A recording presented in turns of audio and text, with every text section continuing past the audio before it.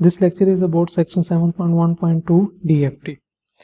तो प्रीवियसली हम लोगों ने देखा है कि अगर हमारे पास x ऑफ n हो, हम लोग उसका फोरियर ट्रांसफॉर्म लें तो हम लोग x ऑफ ओमेगा फाइंड कर लेते हैं, जो कि डिस्क्रीट टाइम फोरियर ट्रांसफॉर्म है। अगर हम लोग इसकी फर्दर सैम्पलिंग करें at omega 2 pi k over n, तो हमारे पास x of 2 pi k over n samples आ जाते हैं। और ये वाली चीज में जो k होता है वो क्या होता है, 0 से लेके n-1। हमने n सैंपल्स लिए तो हमारे पास ये चीज आ जाएगी। फिर नेक्स्ट स्टेप में हमने ये भी देखा कि हम लोग यहाँ से x of 2 pi k over n से बैक यहाँ पे भी जा सकते हैं। जब हम लोगों ने ये कन्वर्जन की तो हमें पता चला कि हमारे पास तो इस कन्वर्जन में एक पीरियोडिक सिग्नल आता था xpn, लेकिन वो xpn एक पीरियोडिक सिग्नल था, उससे हमें तो कंसर्न सिर्फ एक पीरियड से था, तो हमने एक पीरियड चूज किया तो हमारे पास क्या आ गया, x ऑफ n आ गया। अब ये बेसिकली हमने सारा वर्कआउट कर लिया। अब हम लोग देखते हैं कि जी DFT कहाँ पे आती है, किस चीज को इसी होल प्रोसेस में DFT डिफाइन किया जाता है। अगेन फार्मूलाज को रिविजिट करते हैं। Fourier transform x of omega is equal to n is equal to 0 to l-1 x of n into e raise power minus j omega n। ये हमारे पास क्या है, DTFT का फार्मूला है। और इसका मतलब क्या है कि जी जो आपके पास सिग्नल है x of n discrete time, उसकी जो वैल्यूज हैं वो कहाँ से लेके 0 से लेके कहाँ तक हैं, l-1 तक। अब हमने थोड़ी सी चीजें क्लियर करनी है कि l और n में क्या डिफरेंस है। ओके, ये हमारे पास आ गया DTFT का फार्मूला। अब अगर हमें इसी को सैम्पलिंग कर लें 2 पाई k ओवर n से, तो हमारे पास क्या चीज आ जाती है, x of 2 pi k over n is equal to n is equal to 0 to l-1 x of n into e raise power minus j 2 pi k n over n। Again यहाँ पे जो k है, अब क्योंकि हम लोग k variable लेके आए हैं तो k की रेंज क्या है, 0 से लेके n-1 तक। k की n-1 तक क्यों है, क्योंकि जो हमने सैंपल्स लिए वो टोटल n सैंपल्स बनाए हैं। यहाँ पे 2 वेरिएबल्स हैं, एक है हमारे पास l, वो बेसिकली है कि x जो आपके पास डिस्क्रीट टाइम सिग्नल है उसमें कितने सैंपल्स हैं, और k ये शो करता है कि जो आप x ऑफ ओमेगा को सैम्पलिंग करते हैं तो x ऑफ ओमेगा को सैम्पलिंग करने के बाद उसमें कितने सैंपल्स आते हैं। तो ग्राफिकली ये चीज है कि जो आपके पास ये और x ऑफ ओमेगा था, फॉर एग्जांपल ये, इसमें आप कितने सैंपल्स लेते हैं, ये जितने सैंपल्स हैं इनको हम लोग k से रिप्रेजेंट करते हैं। और जो हमारे पास x ऑफ n सिग्नल है उसमें कितने सैंपल्स हैं, हम लोग उनको l से रिप्रेजेंट करते हैं। ये दोनों में डिफरेंस है। ओके, तो ये हमारे पास बेसिकली क्या आ गया, फार्मूला आ गया। अब नोटेशनली देखा जाए तो इसके अंदर वेरिएबल कौन सा है, वो सिर्फ k है। n तो हमने फिक्स कर लिया, वो तो हमने इनिशियली डिसाइड कर लेते हैं कि n की क्या वैल्यू होनी चाहिए, क्या वो हम लोग इनिशियली, इट मींस वो भी कांस्टेंट है। तो यहाँ पे सिर्फ k वेरिएबल है, तो हम लोग इसको डिफाइन करते हैं कि रादर देन कि हम लोग हमेशा इसको x of 2 pi k over n लिखें, तो हम लोग सिंपली कैपिटल X k लिख लेते हैं। ओके, तो अब जो होल प्रोसेस है, it means x of n से x ऑफ w किया, इसकी सैम्पलिंग की, तो अब आपके पास क्या आ जाएगा, x ऑफ k आ जाएगा। ओके, जब इसको ग्राफिकली जैसे हम लोग पहले करते थे, यहाँ पे w x ऑफ w ये कॉन्टिन्यूस आता था। अब जब हम लोग इसको प्लॉट करेंगे तो अब हमारे पास x एक्सिस पे क्या आ जाएगा, k आ जाएगा, और y एक्सिस पे क्या होगा, x of k। x of omega हमारे पास कॉम्प्लेक्स था, x ऑफ k वो भी कॉम्प्लेक्स होगा, वो तो सिंपली हमने सिर्फ टाइम डोमेन में, फ्रीक्वेंसी डोमेन में सैम्पलिंग की है, सारों की बजाय हमने एक कुछ वैल्यूज चूज की हैं। अगेन वो भी क्या होगा, कॉम्प्लेक्स ही होगा। जैसे x ऑफ ओमेगा में मैग्नीट्यूड और फेज रिस्पॉन्स होता है, सेम इसी तरह x ऑफ k में भी मैग्नीट्यूड और फेज रिस्पॉन्स होगा। तो उसके लिए हम लोग क्या करेंगे, x ऑफ k का मैग्नीट्यूड और phase of x of k। तो ग्राफिकली जब हम DFT की बात करेंगे तो हमारे पास x एक्सिस पे वेरिएबल क्या आ जाएगा, k आ जाएगा। और जब हम DFT की बात करते थे तो हमारे पास x एक्सिस पे वेरिएबल क्या होता था, ओमेगा होता था। ओमेगा फ्रिक्वेंसी है, ये बेसिकली कॉन्टिन्यूस फ्रिक्वेंसी है, ये जो k है ये बेसिकली हमारे पास डिस्क्रीट फ्रिक्वेंसी को रिप्रेजेंट करेगी। ओके, तो मेरे पास फार्मूला क्या हो गया है, x of k is equal to summation n is equal to 0 to l minus 1 x of n into e raise power minus j 2 pi k n over n, और k की range क्या थी 0 to n minus 1। Again repeat कर दूं, k n minus 1 क्या किस चीज को रिप्रेजेंट करती है, ये वाली कि हम टोटल कितने सैंपल्स लेते हैं जब हमने फ्रीक्वेंसी डोमेन में सैंपलिंग की है, और ये L जो है ये किस चीज को रिप्रेजेंट करता है कि आपके पास जो टाइम डोमेन सिग्नल है उसमें कितने सैंपल्स हैं। ओके, अब थोड़ी सी मैथमेटिकल नोटेशंस के लिए हम लोग ये करते हैं कि क्या ऐसा ही पॉसिबल है कि हम ये जो n-1 है और ये जो l-1 है इनको सेम कर लें। ठीक है, ऐसा पॉसिबल है। तो हम लोग एक्चुअली चाहते हैं कि हम लोग चाहते हैं कि जी मैं इसको लिख लूँ n is equal to 0 to n-1 x of n into e raise power minus j 2 pi k n over n, और ये आ गया k is equal to 0 to n-1। हमारी रिक्वायरमेंट ये है कि अगर ऐसा आ जाए तो हमारे लिए इजी हो जाएगा, क्योंकि जब ये समेशन भी यहाँ तक जा रही है ये भी यहाँ तक आ रही है तो लीनियर अलजेब्रा के हिसाब से हमें कुछ एडवांटेजेस आ जाते हैं। ये हम लोग वेरी नेक्स्ट सेक्शन में देखेंगे। फिलहाल ये है कि हमारी रिक्वायरमेंट है कि जी ये दोनों जो वैल्यूज हैं ये कहीं सेम हो जाए तो हमारे लिए ये फायदा हो जाएगा। ऐसा पॉसिबल है।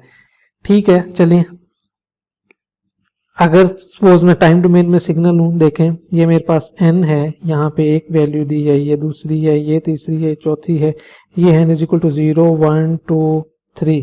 सपोज अगर मेरे पास n है 10, 0 से लेके ये 9 तक है, जो मुझे x ऑफ n गिवन है, ठीक है, अब वो तो है 3 तक, तो k है 9 तक, तो बेसिकली तो मुझे यहाँ पे ये वैल्यूज 9 तक चाहिए। अगर मुझे x ऑफ n ये गिवन है तो मैं उनको 9 तक कैसे बनाऊं। अब उसके लिए हम लोग क्या करेंगे कि हम लोग यहाँ पे 0 पैडिंग कर देंगे।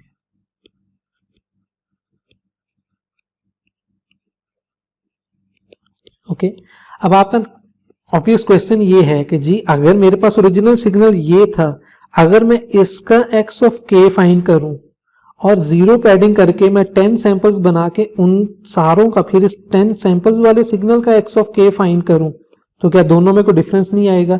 दोनों में डिफरेंस नहीं आता।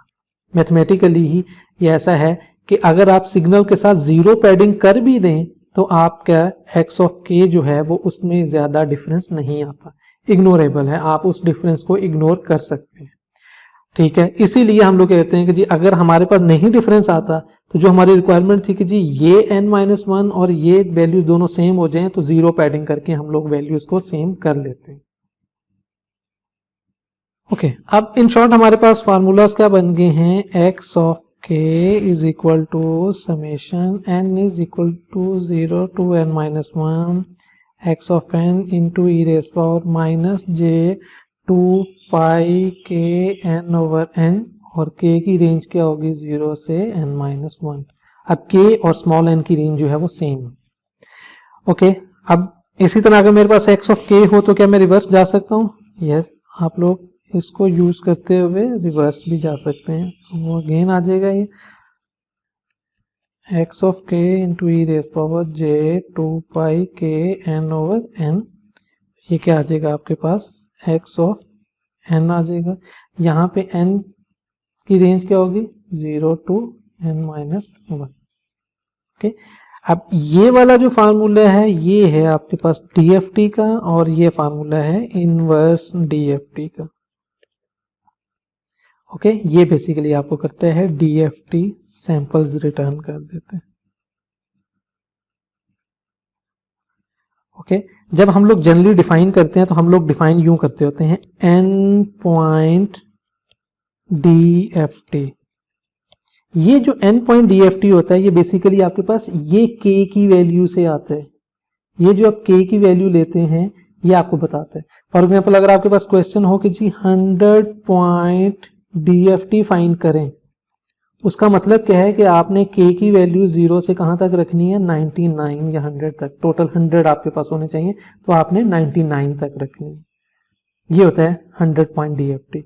ओके, अब अगर 100 पॉइंट DFT लिया है तो ऊपर वाले फार्मूले में जैसे आपने देख लिया कि k is equal to 0 to 99 है, जब आप ग्राफिकली रिप्रेजेंट करेंगे तो बेसिकली आपके पास अब क्योंकि k है तो इसमें टोटल कितने k की वैल्यूज होंगी 0 से लेके 99 तक, तो यहाँ पे आपके पास क्या आ जाएगा x ऑफ k। तो ये होता है 100 पॉइंट DFT। ओके, अब नेक्स्ट क्वेश्चन है कि जी n पॉइंट DFT जो है उसमें n की वैल्यू क्या होनी चाहिए। हम सबसे पहले देखें, सपोज एक बंदा कहता है कि जी मैं n is equal to 50 point लेता हूं, दूसरा बंदा कहता है n is equal to 100 point. तो बेसिकली ये कहता है कि जी मैं 50 पॉइंट DFT लेता हूं और ये कहता है कि मैं 100 पॉइंट DFT लेता हूं, दोनों में से कौन सा बेटर है। अब ऑब्वियसली 100 पॉइंट बेटर होगा, क्यों। अब हम लोग अगर देखें तो सबसे पहले देखें कि दोनों में ग्राफिकली डिफरेंस क्या होगा। ये k की वैल्यू है, ये k की वैल्यू है, इसमें 0 से लेके 50 तक होंगे, 49 तक होंगे और इसमें 0 से लेके 99 तक होंगे, ये पॉइंट्स होंगे। अब नेक्स्ट वही ऑब्वियस क्वेश्चन है कि जी 49 यहाँ पे सैंपल्स बेहतर हैं या 99 बेहतर हैं। आप सिर्फ इस एंगल से देखें कि सपोज आपके पास ये सैंपल्स गिवन है, ये 3 सैंपल्स। अब एम क्या है कि आपने इन 3 सैंपल से बैक कॉन्टिन्यूस में जाना है। अब आप जब करेंगे तो आप इसको यूं ज्वाइन कर लेंगे, एक तो इजी वे यही है कि जी आप इसको यूं ज्वाइन कर लेंगे, आप कहेंगे जी कि ये कॉन्टिन्यूस था। अब एक बंदे ने ये 3 दिए, एक बंदा यूं करता है कि जी वो 3 नहीं देता, वो आपको इसी की बजाय आपको वो 6 पॉइंट्स दे देता है। सपोज वो कहता है जी अगर आप, ये तो 3 पॉइंट्स हैं, अगर वो 3 और ऐड करे तो वो कहता है कि जी वो 3 पॉइंट ये बनते हैं। अब अगर आपको ये ज्यादा पॉइंट्स दे दिए जाएं, अब जब आप ज्वाइन करेंगे तो आपको पता चलेगा कि वो ये बनते हैं। इसका मतलब है कि मैं आपको जितने डिस्क्रीट पॉइंट्स दूंगा उतना इजी और एक्यूरेट होगा आपके लिए वापस कॉन्टिन्यूस में जाना। सेम यही चीज यहां पे है कि अगर आपके पास k के लिए कम पॉइंट्स हैं और उसके एज कंपैरिजन आपके पास k के ज्यादा पॉइंट्स हैं और वापस आप x ऑफ ओमेगा में जाना चाहें तो कौन सा बेहतर रिजल्ट देगा, जहां पे आपके पास पॉइंट्स के होंगे ज्यादा होंगे। इस रिस्पेक्ट से हम लोग हमेशा प्रेफर क्या करते हैं कि जो n पॉइंट DFT है उसमें n की वैल्यू जितनी हायर होगी उतना ही बेटर रिजल्ट आएगा। अब n की वैल्यू हायर होने का मतलब है कि आपके पास रेजोल्यूशन हाई है। तो बेसिकली आपके पास जितनी रेजोल्यूशन हाई होगी आपके लिए बैक कन्वर्जन जो है वो उतनी ही ज्यादा इजी हो जाएगी। अब बैक कन्वर्जन का क्या फायदा, आप कहेंगे जी आपको तो कंसर्न ये है कि x ऑफ k से x ऑफ n में जाना है, तो ये वाला फायदा तो हमें x ऑफ ओमेगा का दे रहा है, ये वाला फायदा एक्चुअली x ऑफ ओमेगा का नहीं है। अगर हम लोग इनिशियली देखें तो हम लोग x ऑफ n से x ऑफ ओमेगा पे गए, वहां से x ऑफ k में गए। जब हम लोग रिवर्स जा रहे थे तो हम लोग सबसे पहले कहां पे गए थे, x ऑफ ओमेगा पे ही गए थे, फिर उसको वापस हमने यूं कन्वर्ट किया था। तो वापसी पे भी हमें x ऑफ ओमेगा से कंसर्न था। जब हमें x ऑफ ओमेगा से कंसर्न है तो इसीलिए हम लोग ज्यादा n की वैल्यू चूज करेंगे ताकि हमारे पास एक्यूरेट x ऑफ n आ जाए। सपोज हमारे पास ये एक एग्जांपल गिवन है जिसमें x ऑफ n गिवन है। अगर हम लोग इसका DTFT फाइंड करें तो हमारे पास x ऑफ मॉड ओमेगा हमारे पास कुछ इस तरह का नजर आएगा।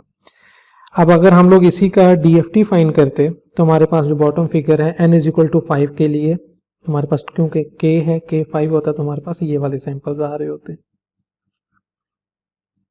और अगर मैं n इज इक्वल टू 50 के लिए फाइंड करूं तो मेरे पास ये जो बॉटम फिगर है ये आ रही है। ठीक है, तो ऊपर वाली फिगर में देखें कि टोटल 5 है तो वो 0 to 4 है, और नीचे वाली फिगर में देखें n इज इक्वल टू 50 है तो वो 0 to 49 है।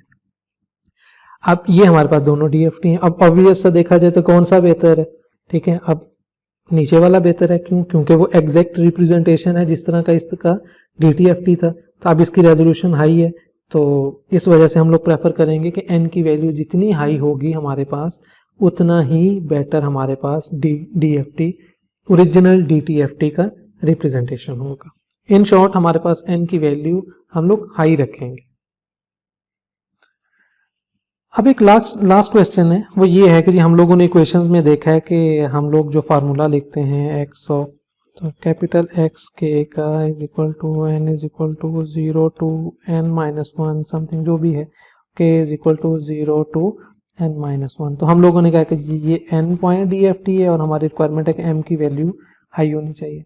अब कोई ये क्वेश्चन ये कर सकता है कि जी अगर मेरे पास एक्स ऑफ एन में बहुत स्मॉल सैंपल्स हैं, मतलब 10 है या 20 है, और क्या मैं मीन एक्स ऑफ एन जो है उसमें टोटल 10 है, ठीक है, 10 सैंपल्स हैं, तो क्या मैं उससे 100 पॉइंट डीएफटी फाइंड कर सकता हूँ? एग्जैक्टली कर सकते हैं। तो क्या करेंगे हम लोग, इनिशियली 10 पॉइंट्स लेंगे और बाकी क्या कर देंगे उसके साथ 0 पैडिंग कर देंगे।